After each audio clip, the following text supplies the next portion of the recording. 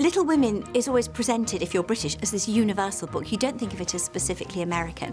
I think the first thing I learned was that Americans think it is an American book. There's a deep sense of loving possessiveness about it, and I realised I was probably being very bold by taking it on. I think that something essential about the American character is reinvention.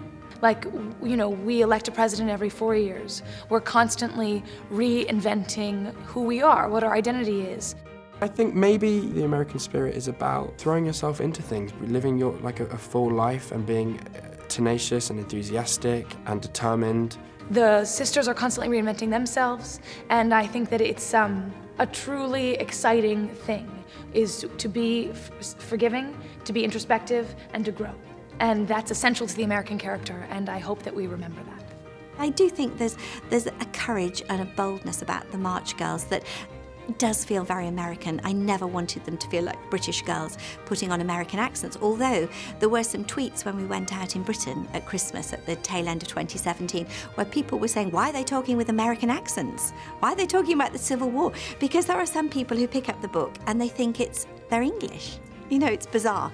As a Brit, it certainly opened my mind to America at that time.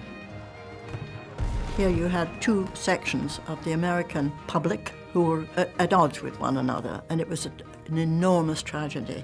I think when I read the book as a child, I was really unaware of the significance of the Civil War and the time in which this was taking place, and that the moral consequences of what that fight was about.